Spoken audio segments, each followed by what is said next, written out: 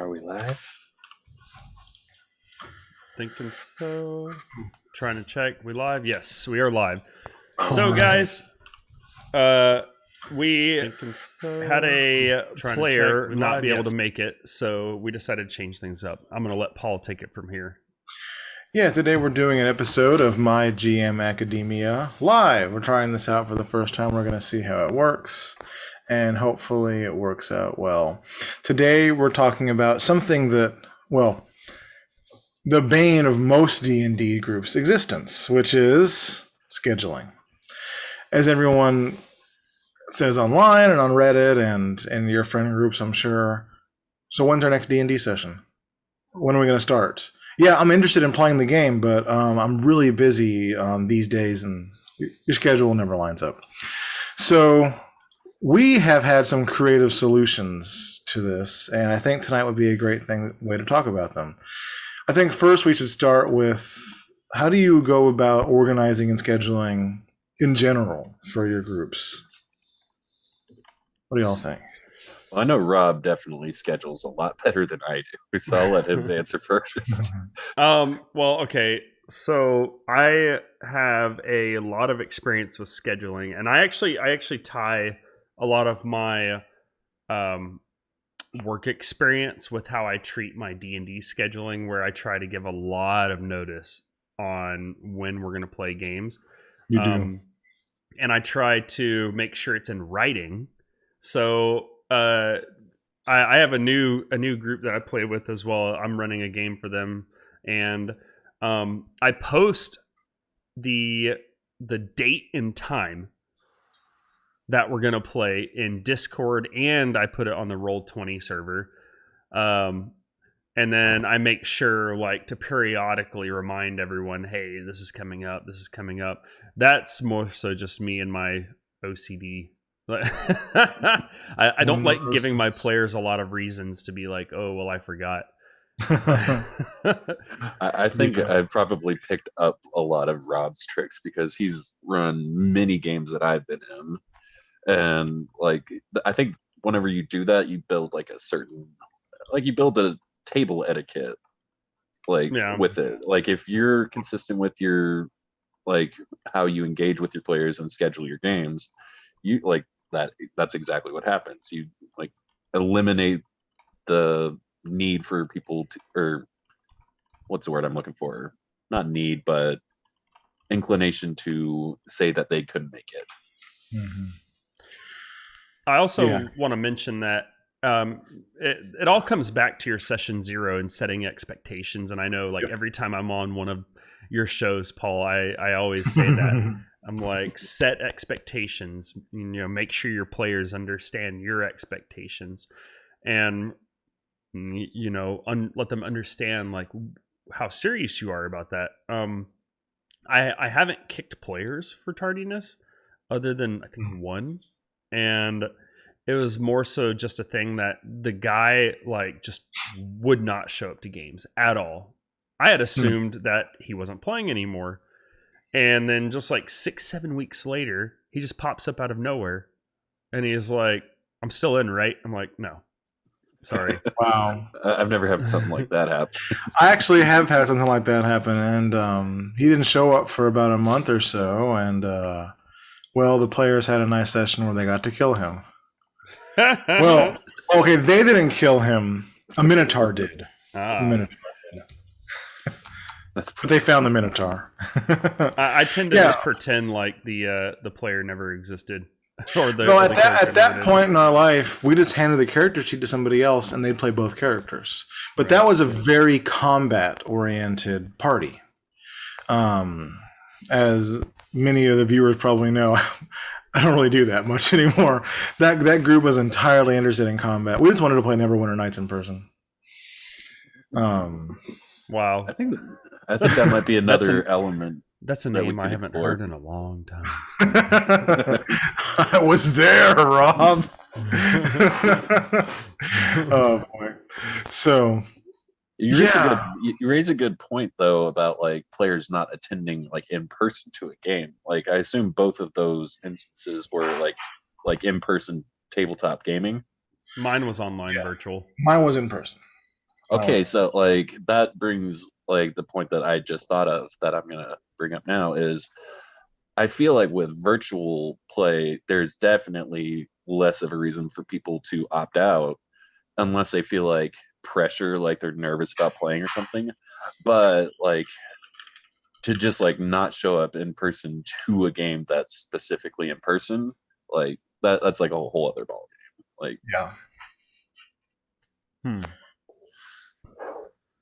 Virtual certainly has made it a lot easier to schedule D&D, and I saw a ton of memes about that, about like pandemic, time to actually play D&D. For real though.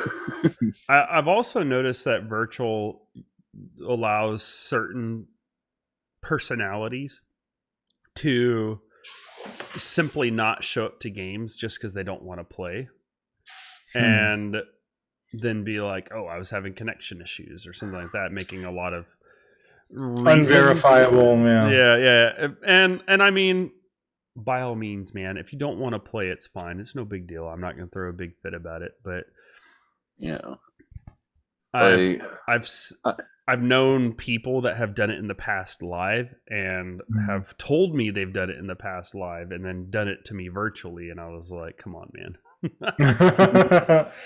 Oh boy, I don't think I've ever done that. I've definitely had days though where I'm just like too tired to play because historically we always play really late. Yeah, that's true. Like we played until like 3 a.m. before. Yeah, virtually. Though I remember there was one game where the playing online. I was real big on going to the gym between 1 and 3 a.m. at some point in my life when we were playing D&D. And y'all were just like, dude, you can play. Just put your AirPods on at the treadmill. And I played that whole session just, at the gym. Nice. I think I remember that. That was pre-Roll20. That was theater of the mind for us. So Rob has had a really interesting approach to this, especially for our campaign, The Lost Souls. And I want you to tell everyone about what I think actually is probably the best approach to this. Well, so one thing that I really like to do is, I mean, Ross and Paul know, everyone who's played in my games know, I do not like to cancel sessions ever. I hate it. I hate missing D&D. Like, I love playing. It's my getaway from reality sometimes.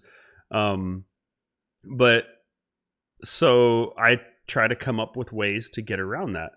One thing that I have done with the Lost Souls in particular, I did the home base method, which established a campground or a home base, and I even turned it into something of a mini game while adding like a resource tracker, manpower tracker, and let that affect the game in the long run.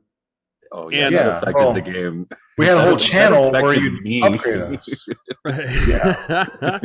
And then and that also allowed for some really cool role play moments because you guys ended up interacting with NPCs on the regular that became family. Ones we didn't want to murder. Well, and not to mention I killed them all in the end. Well, all of you. That was rough because I definitely bonded with those NPCs. Yeah. Gosh, that was such a campaign.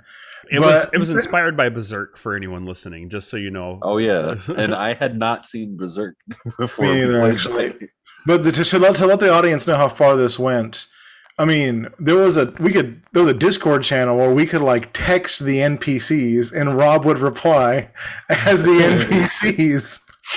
It was a 24/7 thing. We had an in-character chat channel. It was a thing. It was awesome. Yeah, like it made it like keeping notes of your games like through like scribing methods. Like anytime I'd play in person, I'd just take notes or like keep a journal like in character just to give it like an extra like keep track of what's happening while also still kind of being steeped in your game. Mm-hmm. And like I filled up like one of our channels with just like a bunch of like Hogarth journal entries. No, you and Tyler. And sometimes Well, sometimes I'd be at work and I would just see like a novel that you all would write when you're in character chat. So this definitely inspired us to take the campfire to be something that was actually omnipresent. Like we could always go to the campfire. If you need reassurance, Ross, I read every single thing that y'all read. I know you did. I tried. I didn't. Yeah, like see, like that's another like good DM tip. There is if you give your players like that outlet where they can still be involved in the game and they don't feel that pressure. Like I have to cancel. I'm so sorry. They can just hop right into their Discord and like write a journal entry. Like like explain your character's absence. That was a requirement of mine. That's something else I wanted you to mention is the required journal entry. Yeah, I did that because I felt bad for the players that showed up because they did all the work to get the experience and I was still giving the experience to the other players. So I was like, you know what? Give me a journal entry and you'll get all the experience too. If you don't do a journal entry, I don't give it so to you. Much now. I had a player in that game, I'm not going to name names, that didn't do journal entries, so they didn't level the same rate as you guys. But no, it wasn't you, Paul. Okay. Yeah, and I think the journal entry actually was because sometimes you'd have to do a journal entry, or sometimes for those of us that got busy and maybe didn't have the time to write one, you just ask, what did your character do? Because the journal entries were essentially an account of what your character was doing while the other characters were adventuring. Right. And some of the best campaign moments actually came from those journal entries. My own character, Miguel, one night I had to miss for, who knows, probably rehearsal or something. And probably with Joanna, actually. And Damn, I wrote... Hi, Joanna. I wrote a journal entry or something saying that Miguel went off to go find his father because his father had left for pizza when he was a child and never came back, and that turned into like a month-long arc for us or something, or even longer maybe. Yeah, I like made your father an NPC, and then it turns out he was the real Big Stuffy. Yeah, and then Big Stuffy became a. Yeah. Oh man, Big Stuffy. The king of the rats, Big Stuffy.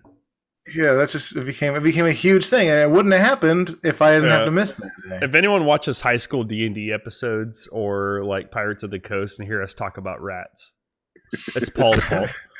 Yeah, it's because of that one night. What's funny is like Paul's character still lives on in my Lost Souls game. Oh yeah, like these like rare items are these gilded rats that he made like a bunch of, and just like pretending they were super valuable, giving them to all these hoity-toity rich people. And like anyone who knows anything about Miguel, he just likes to fuck with people. Yeah. So it's just a bunch of gilded rats that actually have diamonds inside because it's a double prank. Oh my gosh. We should talk more about Miguel when we do an episode about flavoring your campaign. Oh man, yeah. Miguel was just so much flavor. So also on that, we're trying to. That's kind of the way we structured Pirates of the Coast, and we haven't had to invoke it yet. But that's why the ship is the way it is, and that's why most sessions we end returning to the ship. There's some cases where we don't because A, poor planning, or B, great role playing that you just don't want to stop. And that's the reason for that is because we plan ahead of time that it might be possible to do that. That if someone can't make it, they're on the ship. And we haven't had to invoke that yet, but actually I'm kind of looking forward to the day someone has to miss, which could have been today, but we decided to do this instead. Because I'd like to see what those journal entries might lead to. Because it was really cool. Also, sometimes I think in the past, I've when someone tells me they have to miss, I've done a similar thing with the journal entry, and I've sent them on a quest. And I tell them, here's your quest. And sometimes I give it instructions like roll these dice, etc., tell me the outcomes or something. And then, or I'll say, you're hunting for this item, tell me how you found it, tell me how you fought, etc. And I'll actually tell them to essentially make their own kind of session. That's actually been pretty fun in the past too. And then they get an item and then the party's happy about everything too. Nice. Yeah. And so I played another group. We did Traveler games, and I go to the ship thing where it's like, hey, you have a ship. Like, okay, if there's a session someone misses, that person stay on the ship. What did you do on the ship? What kind of shenanigans did you get in on the ship? See, that makes me sometimes wish that I would miss games, but like I never miss games because I want to just like write out an absurd like shenanigans story. Oh, you can ask Tyler. He made almost every Lost Souls game, and he still was like, I want to do this on the side. I want to do that on the side. Yeah. And I was and like, they give the option for that too. Do it. Yeah, we all had like 2 characters in this world, but he had like 3 or 4. Yeah. Tyler loved because he had 3. He had 3. Tyler, well, he had 3, but also he like would absorb NPCs, and he'd say, "Well, I'm gonna start playing this person now," because that's actually how he said we used to do a thing where like we'd play out NPCs, and we'd all be in charge of several NPCs for a while. If there was too many for Rob to have a conversation with himself, so we could all join in as NPCs. Yeah. But Thunder Unit was another genius move. Tell us how that came about, Rob. So Thunder Unit was kind of like an answer to, so what happens if a whole bunch of people start missing? Mm-hmm. Not just one or whatever. So the whole premise of the Lost Souls is it's a large mercenary band, essentially a small army that you guys were managing as your player characters. So Thunder Unit. Oh, don't be careful how you say it. Tyler will hear that. Well, Tyler ain't here. Thunder Unit, however, was supposed to be low-level ranking guys that were just a part of the mercenary band. They didn't have much control over what happened with the mercenary band. They were just sent on missions. Yep. So it was also effectively a way for me to kind of slow down the campaign a little bit. Yeah. Yeah, so, and it also took some like stress off of you because like and I got to play in it too. It's hard running a game all the time. Right. Yeah. And I think that one we actually rotated DMs, didn't we? Yeah, I think so. I don't think I ever did it, but I definitely remember Tyler and Ross. I think Steven might have done a session. I didn't play in the game Ross ran. Okay. I did play with Tyler did. Yeah. Okay. You did play because like we did do rotating because we explored my main character's like hometown. Yes, and there was that. I remember that. I didn't play in the one though with the big guy that you and Tyler argue about. We're not going to get into that. We're not going to get into that. Yeah. We can do another episode where we talk about like meta disputes. But Thunder Unit was a really good way to say, okay, 2 people are missing, tonight's Thunder Unit. Or everyone's tired, Thunder Unit. Yeah. It was a really yeah, and we all ended up having 2 characters, and we could also that was a nice way for people to like. I mean, people love, or I'll put it this way: sometimes people get really tired of playing the same character every time, depending on the game. Some games, some people aren't like that. Some people live to play the same character, but in some groups, so especially some that I've been a part of in the past, some people actually aren't there for the role play, which sounds crazy. I know. They aren't there for the role-playing game, though. They're there for the game. They're there for murder hoboing. They're there for really combat or something. Yeah, a bunch of different reasons. Yeah, and some people really love playing like a different class because, like, I mean, for real, a lot of classes. It doesn't really matter in some ways. Wait for me to finish this here. It doesn't really matter in some ways what class you are. It affects how you role play, though we all know that. It certainly feels different to role play a warlock versus a sorcerer, or a wizard versus anything else. And it's fun to get into the mindset of a different kind of character, and that was a really good way to do that and solve the problem of people not showing up. Mm-hmm. Yeah, it was certainly cool to go from druid to rogue because I'd never played a druid and I'd never played a rogue. So I got to play like super low stakes, like dabble in rogue. Yeah, and I got to do rogue and bard. Right. Yeah, so that was a really good way to approach that, I think. And it was like a super fast way to like learn mechanics as well, because like I didn't know anything about spellcasting before I played a druid, and I didn't really understand combat mechanics until I played rogue and started understanding standard actions, cunning actions, like reactions, stuff like that. I feel like rogue really hinders you learning the rules, but Yeah. See, the reason rogue is so cool is because you have to know the rules to understand how the rogue breaks all the rules. Yeah. I remember. Okay, so quick story. I know this is off topic, but whatever. We Paul knows already. We went into high school D&D, and Paul tried to say he was gonna dash or dodge or something as a bonus action when he was playing like a sorcerer now. And I was like, you're not playing Miguel anymore. You're not a rogue. You can't do it as a bonus action anymore. It's a full action. So spoiled. I was so spoiled by that. It was so funny. Yeah, I was spoiled by Dino. I let someone hit me with an attack of opportunity.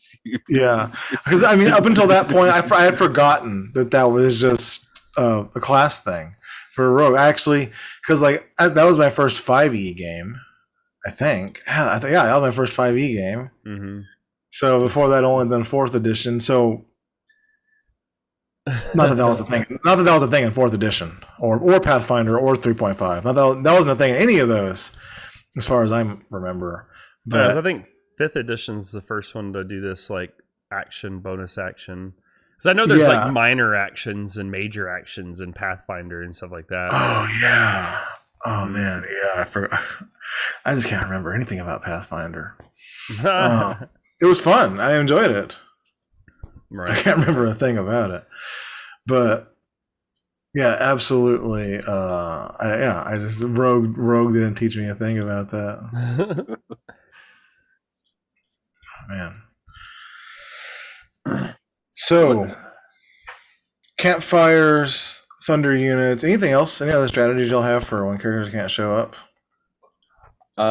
In my game, like I was mentioning it before we hit record, it like I have a lot of like teachers and like law students in my game, like people who are in like college and whatnot, and they're very good at communicating because like I feel like they appreciate like scheduling. But I also told them like up front, like I don't care if you like even don't want to play one day, just like tell me ahead of time so that way I can plan around your absence. And like they're really good about that. And I also don't mind rescheduling if I'm like not in the mood to run a game, or if I have like 2 or more players who can't play. Ooh. But like after having this conversation, like because I wanted to set my game up in the same way that we set up like our Lost Souls game, where if you can't play, everyone else can play. But my players are also like so understanding that they'll be like, oh yeah, we can play next week. It's cool. Yeah, work to catch up on. But I think, as we all know, that is like the death knell for D&D campaigns. Like we've been playing for about 6 months now, and like we'll take some breaks, but like that's where you as like the game runner, you have to take responsibility for your game. Mm-hmm. Like if I start dropping the ball and like we've missed like maybe I think we went like 1 month without playing, and I felt so bad. I was like, I'm such a bad DM. Like they want to play. And so, like, that's when I had that moment. It's like, all right, I like this game and I like my players. I have to take charge of, like, hey, I have my notes. I can run my game. And that's I actually had that conversation today with my own group. Like, when are we gonna play? I was like, well, school's out in 2 weeks or so. We'll play then. Yep. Yeah. I mean, I try to not let my groups get to the point where they're pushing it back and kicking the can down the road. Yeah. I actually recently experienced where it seemed like every week someone different was not being able to play. I wasn't running this game, so I didn't feel like I had much say in it. And I was kind of guilty myself where like life things are happening. So I can't make it, but they still weren't playing. So at some point, me as a player, I got so tired of it. I was just like, I have life stuff coming up all the time, and you guys are having a lot of issues too. I think I'm going to have to leave. Yeah. And frankly, if I was running that campaign and all of this would have been happening, I would have just been like, let's play without this person if they can't show up. Mm-hmm. Yeah. There's a point where you just got to say, no matter what, we're playing. Yeah. Like, I agree with you, Rob. Well, I wanted to bring up the idea of planning your sessions around what if no one shows up. Because there's some times where you plan a session and it's a major story session, and everyone's got to be there. And I think in the past, something I've done once or twice is delineate and say something like, today is a story day. Today is like I don't want to say required and optional, but today is like non-filler. It's not filler, because sometimes you'll just run a filler day where you go and fight some goblins for some gold or something. You can just do that. But other days you're finally at the big bad guy, or you're finally uncovering something about someone's backstory.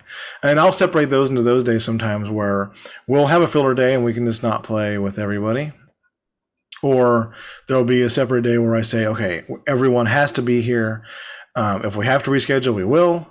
If we have to cancel and do it next week, we will. So there's some sessions that are required and some sessions that are essentially, well, you can miss today. It's not going to be a big deal. So I will plan sometimes to in advance say when those sessions are, or I'll tell my party like, you can't miss next week because we're doing something super important. But I don't try to give spoilers. Well, Thunder Unit was kind of a good thing about that, though, where it was like, if I knew that this next session was going to be like, this is the big moment and everyone has to be here for that, but people aren't showing up, I just run Thunder Unit until they do show up. Yeah, that's right. And then we'd have so much buzz about Thunder Unit that the absent player would be like, oh, man. And then we'd all be there, and then we play our primary session anyway. Yep. Yeah, actually. Or, a couple times we elected to play. The hype entices. Yeah. Because that's a thing, too, because there's ways to organize sessions where if everyone shows, or if somebody doesn't show up in the last second, it'll still work. And some things you can do, like, well, what are some ways you might do that? Before I talk, all are the guests here. What are some things y'all do in those situations? Like when you're planning a session that you think people might miss? What I've done with some of my players, like Steven is in the game that I'm playing, and he played in our the original Lost Souls game as well. Oh yeah. And if he's had to miss a session, like his character is known for being a little broody and a little bit hot-tempered. So like on one session he had to miss, like, yeah, you just stomped away, you went back to camp, and that was that. He missed a session, and it was like he didn't even miss a session either. Like when he came back into it, because like time works differently in D&D. Steven made that part easy because he always was just kind of like there in the background, but he made writing character stuff kind of hard sometimes. See, like that's what's funny about like having played with him is I know how to work with him now. So like it's been like easier to like write in stuff for him. But like another player of mine is a warlock, and she's also a law student. And so, like, part of her thing is if she misses a session, her patron calls upon her to basically help her out in, like demon law school. Like, she basically goes to hell to like help out her patron with like shit. That's And funny. That's funny. and another like person, he's our wizard. Like, he's just like notorious for like walking off and going off to go party with like the highfalutin people in town. So it also works when he misses. Like, okay, what did he do? Oh yeah, he probably just went to the nearest bar and just like started rabble rousing, like getting into trouble. And it also works because those absences help you write more about it. Like, what did you do while you were gone? Oh, well, I was rabble rousing. Oh, so you have a bit of a following in this town. They're starting to believe the bullshit you're spewing. And then that leads to more decisions that they get to make, which is always like immersing yourself in the game. Yeah. And from a roleplay perspective, I think that's great.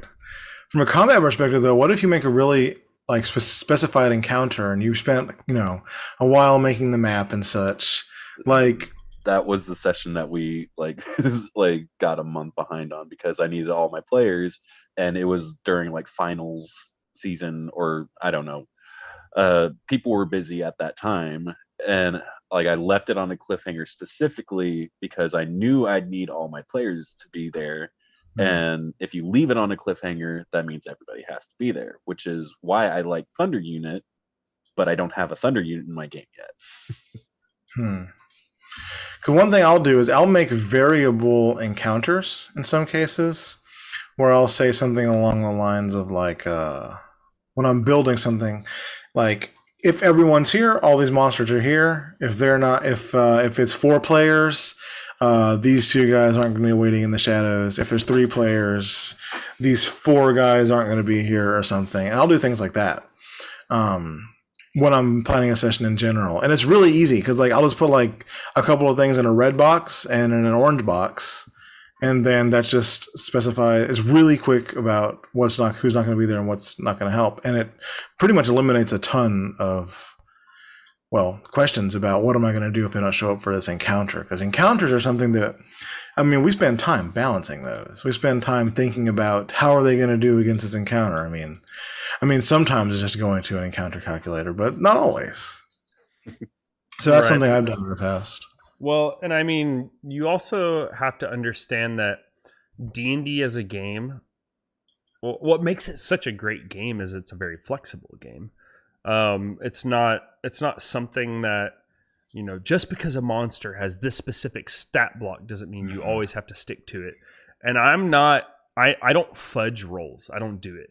Yeah, I know other people when they run games they do, and that's okay if that's what they do. But if I play in your game, please let me know. I like to know that.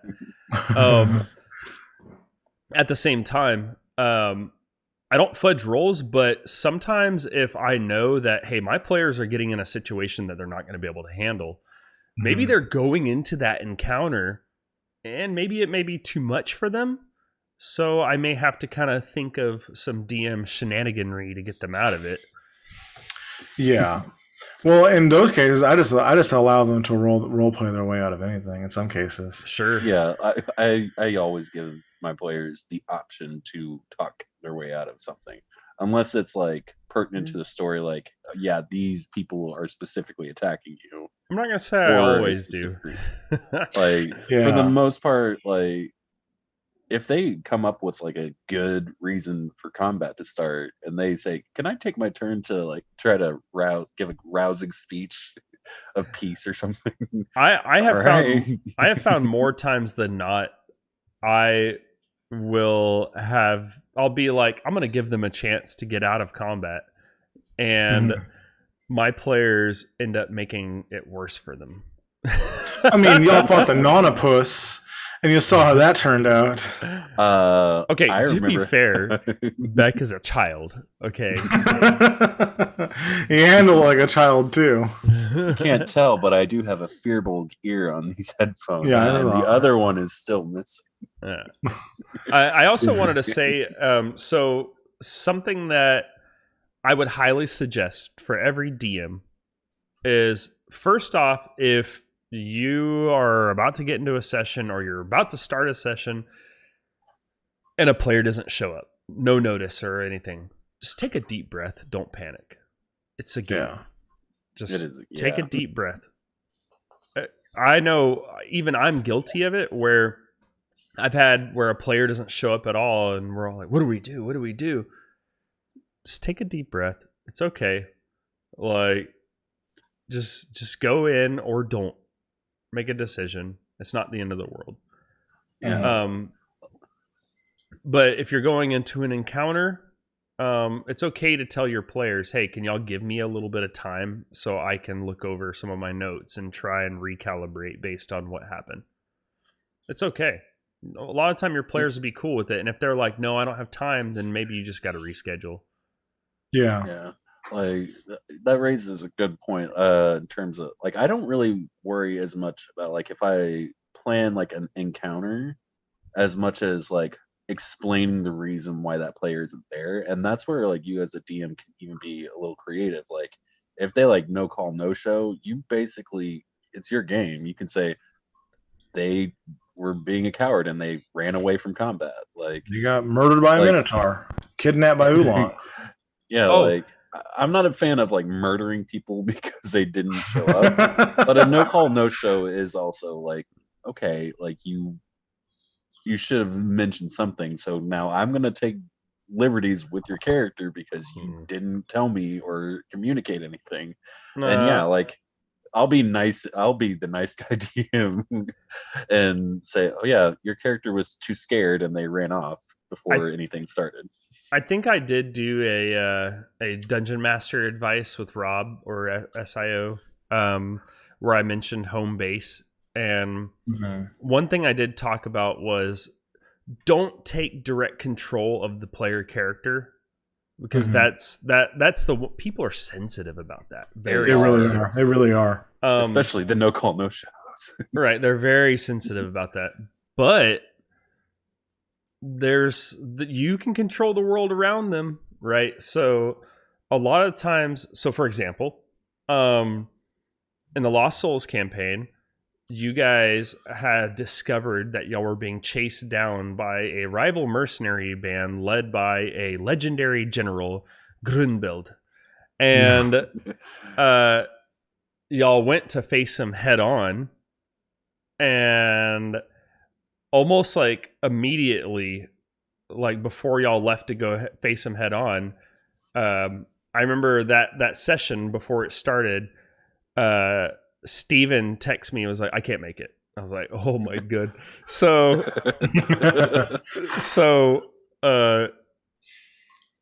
he had told me that, well, okay, he was a warlock. And he told me what patron he was going for, which was a celestial. And he had already told me as the Valkyrie, right? So I was like, okay, cool. I had the Valkyrie pluck him out of existence momentarily to discuss with him the terms of their agreement and what she wanted from him. That's right. Yeah. See, that's what I really like about warlocks, like having warlocks in my game. Yep. Yeah. So that's the quickest out. The Valkyrie plucked him out, and you guys were like, "Oh no, we can't find Turin." What?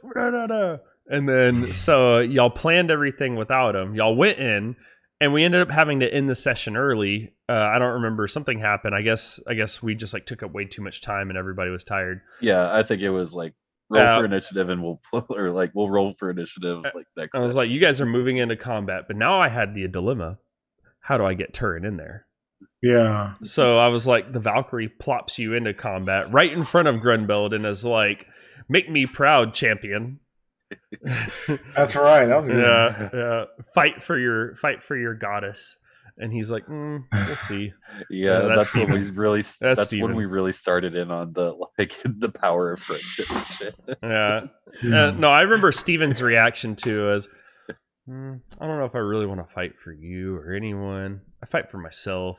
I'm like, oh my god, Steven, come on, man. You're a warlock. I remember that because you were about to let him just punch this dude with all the force of the Valkyrie. He was like, why would I punch him when I have my spear? And then he's like, I'm gonna attack him with the spear. And then basically the Valkyries is making you feel really want to. The Valkyrie demands that you punch him, or else you'll lose your power. And then he was just like, "Nope, I'm gonna get him with my spear." Yeah, that's what I love about Steven, is because like it's just he's really funny when he does stuff like that. Just like, no, I'm gonna do this. Might be the best D&D player of all time. Oh yeah, he is what I consider the Paragon rules player. Oh yeah, no. But that's another video. I think he's gonna get a video of his own one day, I think. Oh no, we get Steven in on a My GM Academia, and we could talk about how to properly rules lawyer. Honestly, like he's in my game, and I will ask him questions about D&D. Like, just no shame. Just like, is this right? Yeah, that seems right. Okay. Yeah, Steven said it seems right. So I think at this point I may be able to rival him. I've read like the major core rule books like front to back. I wasn't there when we did Lost Souls. I'm there now. Yeah, like I said, like the Lost Souls game was the first like 5e game I had played, and it was a crash course in how to play D&D. It was the first one I ran that I was like, I'm gonna know the rules. I want to learn the rules better. Yeah, and that's what took D&D to a whole other level for me, because like it'd just been like a bunch of drunk buddies like pretending to play Dungeons and Dragons before that. Yeah. Except for Traveler. Traveler was on point too. Yeah. Oh, I homebrewed the hell out of that campaign. So I have one more thing I wanted to mention, and that's the idea of having alternate dates, because my current group, for a while we had a thing where we'd say we're going to do Sunday at this time, and if for some reason you can't make Sunday, our alternate time is Tuesday at this time, and if you can't make either, you just can't make it. But we actually had alternative times just in case, and actually it pretty much always worked out that if someone couldn't make one day, they could make the other one. And when they couldn't, we just went to the same method we discussed earlier. And it was pretty cool. Yeah, I kind of had something like that where like most of all my players are free on Saturday and Sunday. So I told them, hey, like Saturday at 7:45 Central Standard Time works for me. And like I have like 2 of my players are in a different time zone. They're, I think, an hour ahead of us. So like we have to really be on point with our scheduling. And so I told them Saturday or Sunday. That's when I can do it. And then we just all collectively agreed that Sunday worked best, and that's what we've been sticking to. Yeah, and sometimes like you just have to say, because we've also been there and say, what days work for you all? And I think we all know that doesn't work at this point. I'll also do a thing where people can't make it. No, actually, I do this for music-related things, rehearsals and class even. I'll say things like, okay, I can do Sunday between 11 and 2, Monday between 4 and 7, or Tuesday between 5 and 8. And I'll say, those are my times. Which ones can you make? And that's it. Those are the times that are possible. Because that's usually a lot more organized. Because you can say, what time is everyone free? And then you get a mess of responses. You get it like, oh, well, I'm free every morning between 11:07 and 1:34 or something, and that's it. And they don't offer anything else. So I also like just suggesting a time. Yeah, and like a good way to keep a game alive is to work around like the game runner's schedule, because like you don't have a game without someone there to play God. So like that's what I had to do with my players, is like, these are the times I'm free. And then like since everyone had conflicting schedules, it took a while to nail down a time until we figured it out. But once that happened, it was easy. Like the only reason we ever reschedule is because like someone, like if I'm feeling sick, or like if we just have too many players out. Yeah. But all right. I think we have got a lot of good stuff in here. Any closing comments, y'all? Be sure to check out our other My GM Academia podcasts. We're on Spotify. So starting to get a few of those. Yeah, be sure to follow us. Yeah, we usually talk about dungeon mastering, and inevitably some good stories pop up. Yeah, we even have a session 0 episode. Yeah, it's an important one. It's an important one. Yeah. A lot of the stuff we were about to cover, we would just have reiterated from that episode. Yeah. Rob, anything? Honestly, I do want to place huge emphasis on setting expectations, like I say in every single moment. It's a good. That's advice. Because honestly, it's as everything is in life. It's better for you to be honest with people than to hide your expectations in the hope that they'll like you. Because if you're honest with people and they see who you are and what you want, generally you'll get the right people around you, and you'll get the people who want to participate in the activities you are participating in, and that includes D&D. So generally, just be honest with them. This is what I can do. This is what I can't do. I've always told, like, you guys, I'm off these nights, and if we don't want to play on my off days, this is the time we have to play. Mm-hmm. And I've always tried to make that like the first point of yeah, you do of contact when we talk about scheduling. I definitely agree with that. You are very. The first time I joined, like I feel like I don't think you interviewed me, but there was definitely there was something up there along that level of precision. Yeah, Tyler was like, "Hey, I know this because I was telling him I want to start a group with people who have played D&D for a long time, right? Yeah, or have played role-playing games for a long time, an experienced group." And so we were going through all of our people. I asked some of my people, and that's how we ended up with David. Yeah, and then what a good choice that was too. Yeah, and then me and Tyler both knew Ross, and then Tyler brought you and Steven. So yeah.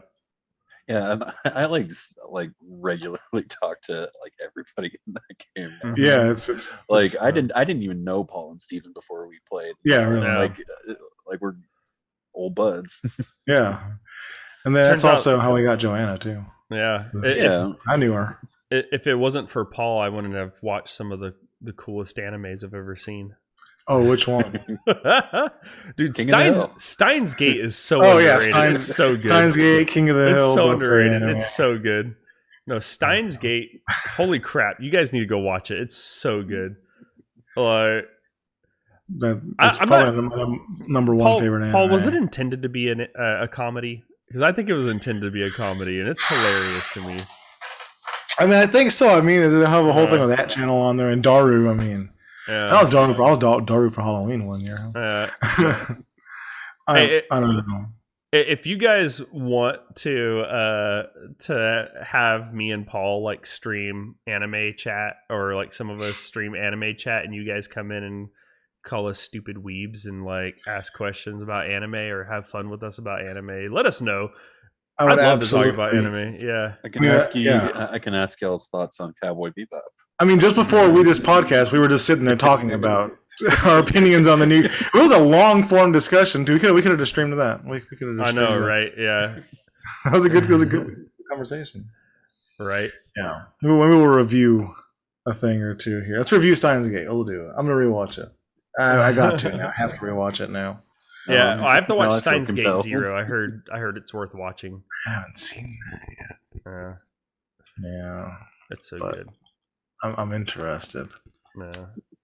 All right. Well, I think we've officially gotten off topic at this point, but I appreciate y'all. I appreciate y'all stepping in, and